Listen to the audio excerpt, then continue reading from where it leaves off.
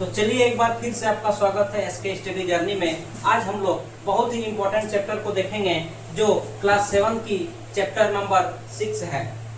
जैसे कि आप देख पा रहे हैं यहाँ पे लिखा हुआ है श्वसन यानी कि रेस्पिरेशन।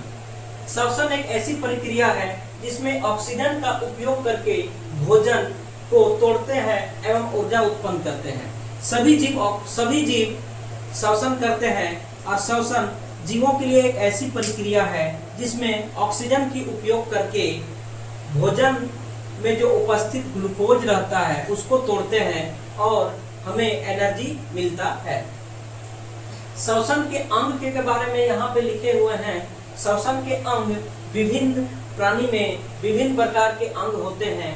जैसे मनुष्य में फेफड़ा के द्वारा सांस लिया जाता है।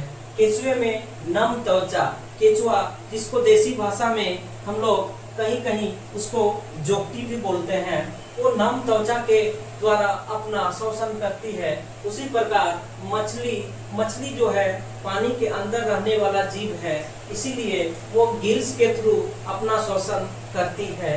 उसी तरह तिलचट्टा जो है, तिलचट्टा श्वास रंध्र उसके शरीर पे पाया जाता है और श्वास रंध्र के द्वारा ही तिलचट्टा श्वसन करता है। मेढक जो है, मेढक में दो प्रकार की श्वसन करने के अंग हैं, एक है त्वचा एवं दूसरा है फेफड़ा। और यहाँ पे एक बात समझने वाला है कि आखिर पौधा भी तो जीव ही है, तो पौधा कहाँ से श्वसन करेंगे। तो जैसे यहाँ पे लिखे हुए हैं, पौधा में पत्तियों में उपस्थित रंध्र के द्वारा श्वसन होता है।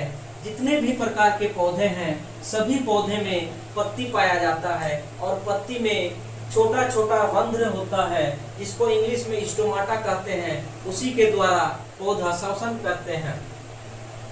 यहाँ पे श्वसन दो तरह से होता है। हम लोग देखेंगे श्वसन दो तरह से होता है। एक होता है बाह्य श्वसन और दूसरा होता है कोशिकीय श्वसन। बाह्य श्वसन में क्या होता है, ऑक्सीजन को लेते हैं, कार्बन डाइऑक्साइड को छोड़ते हैं, यानी कि सांस लेते हैं और छोड़ने की प्रक्रिया को बाह्य श्वसन कहते हैं। उसी प्रकार कोशिकीय श्वसन में होता है कि कोशिका के अंदर भोजन का विखंडन होता है और ऊर्जा का उत्पादन होता है। जैसे यीस्ट एक जीव है, ये यीस्ट में कोशिका श्वसन होता है और यीस्ट कोशिका श्वसन से ही श्वसन करती है। अब यहाँ पे एक देखने वाली बात है कि आखिर श्वसन का क्या महत्व है, हम लोग श्वसन क्यों करते हैं। तो यहाँ पे लिखे हुए हैं कि जीवों को जीवित रहने के लिए एवं ऊर्जा प्रदान करना। श्वसन का महत्व है जीवों को जीवित रखना और जीवों को ऊर्जा प्रदान करना। इसके नीचे है श्वसन दर। श्वसन दर उसको कहते हैं 1 मिनट में लिए गए श्वास श्वसन दर कहलाता है। कोई भी जीव 1 मिनट में जितना बार श्वास लेते हैं उसे श्वसन दर कहते हैं, यानी कि 1 मिनट में लिए गए सांसों की दर को श्वसन दर कहते हैं। यहाँ पे समझने वाली बात है कि अगर हम भारी काम करते हैं, ज्यादा मात्रा में ऊर्जा का खर्च करते हैं, तो यहाँ पे हमारी श्वसन दर बढ़ जाएगी। श्वसन दर बढ़ने के कारण है कि ज्यादा मात्रा में ऊर्जा का खर्च करने से हमें ज्यादा मात्रा में ऑक्सीजन की जरूरत पड़ती है और इसके कारण हमारे श्वसन दर भी बढ़ जाती है। अब यहाँ आगे हम लोग श्वसन के प्रकार देखेंगे।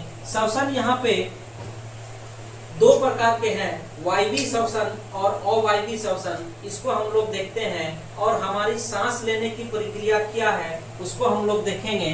तो चलिए देखते हैं श्वसन के प्रकार। जैसे कि आप लोग देख पा रहे हैं कि श्वसन दो प्रकार के होते हैं। एक हुआ वायवीय श्वसन। वायवीय श्वसन में क्या होता है, ग्लूकोज अणु का विखंडन जो होता है वायु की उपस्थिति में होता है। जैसे मनुष्य में वायवीय श्वसन वैसा श्वसन जिसमें ग्लूकोज अणु का विखंडन वायु की उपस्थिति में होता है और विखंडन के पश्चात अल्कोहल, कार्बन डाइऑक्साइड, जल और ऊर्जा बनती है। ठीक उसी प्रकार अवायवीय श्वसन वह श्वसन है जो वायु की अनुपस्थिति में होता है, या कह सकते हैं कि पर्याप्त ऑक्सीजन की अनुपस्थिति में होता है। और अवायवीय श्वसन होने के बाद जब ग्लूकोज अणु का विखंडन होता है तो उसमें लैक्टिक अम्ल बनता है और प्लस ऊर्जा बनता है। ये अवायवीय श्वसन जो है यीस्ट नामक जीव में होता है और हमारी पेशी भी कभी कभी अवायवीय श्वसन करती है।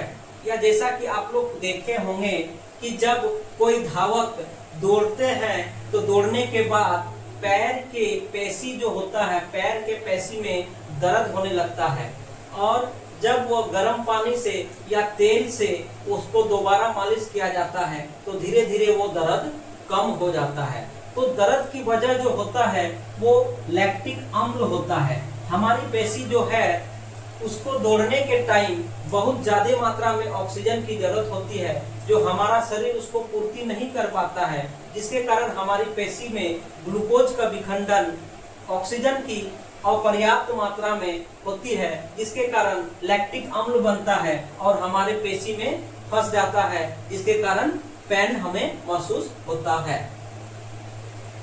तो उम्मीद करते हैं कि वायवीय श्वसन और अवायवीय श्वसन आप लोग समझ गए होंगे। अब हम लोग देखते हैं कि हम लोग श्वास कैसे लेते हैं। श्वास यहाँ जैसे लिखा हुआ है, नासा गुहा द्वारा हम ऑक्सीजन को फेफड़ा तक पहुंचाते हैं, नाक के द्वारा या फिर मुख के द्वारा। ज्यादातर तो नाक के द्वारा ही ऑक्सीजन हम लोग लेते हैं और वो ऑक्सीजन फेफड़ा तक चल जाता है।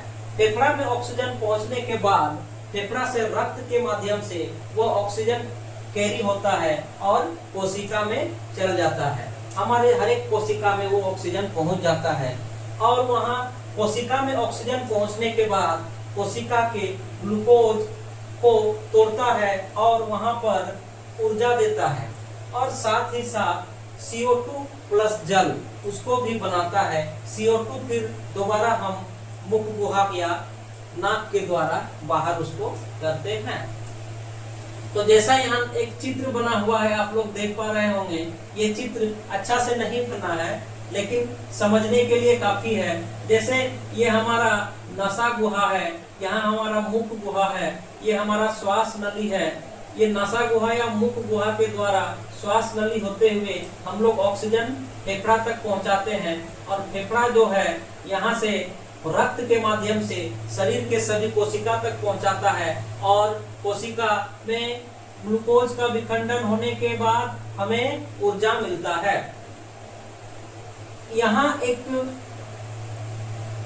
रचना बनी हुई है जिसे हम लोग डायफ्राम कहते हैं। यही डायफ्राम जो है ऑक्सीजन को अंदर करता है और बाहर करता है। जब ये डायफ्राम नीचे आता है तो हम लोग सांस को अंदर करते हैं, फिर दोबारा यह डायफ्राम जब ऊपर जाता है तो हम लोग सांस को बाहर छोड़ते हैं। तो श्वसन चैप्टर में इस कक्षा के लिए इतना ही है और इतना ही हम लोग को पढ़ना होगा। तो उम्मीद करते हैं कि आप लोग श्वसन चैप्टर को समझ गए होंगे। फिर से एक नया चैप्टर को हम लोग अगला वीडियो में देखेंगे। तब तक के लिए धन्यवाद।